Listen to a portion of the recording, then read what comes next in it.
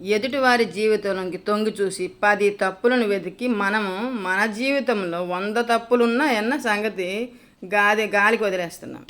అవునా? ఇది రైట్ అన్నవాళ్ళు ఎంతమంది సబ్స్క్రైబ్ చేస్తారు, ఎంతమంది చూస్తారు, ఎంతమంది షేర్ చేస్తారు? ఇది అవును అనుకున్న వాళ్ళు దీనికి ఎంతమంది లైక్స్ చేస్తారు? చేయండి ప్లీజ్. ఎందుకంటే ఈ రోజుల్లో మనం గమనిస్తున్నాం. అంతేందుకు మనం కూడా ముందు ఏమో నేనైతే అంతగా ఎక్కువ పక్కింటి పట్టించుకోను.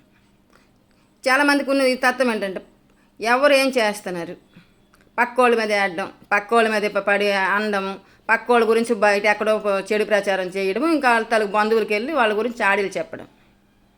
ఇదే కదా. ఒకరోజు అలా కష్టం వస్తే మీరు వెళ్తారా? ఎవరు కానీ మనమైనా వెళ్తామా? వెళ్ళాం కదా. మరి అలాంటి వాళ్ళు ఎందుకమ్మా? పక్కింటి వాళ్ళు ఏం చేస్తున్నారు, వాళ్ళు గట్టిగా మాట్లాడుతున్నారా, మౌనంగా మాట్లాడుతున్నారా, పడుకుంటున్నారా, తింటున్నారా, చదువుతున్నారా, ఇవన్నీ మనకెందుకమ్మా? ఆ పిల్లలు కాలేజీకి వెళ్తే మనకెందుకు, ఇంకెక్కడికి వెళ్తే మనకెందుకు?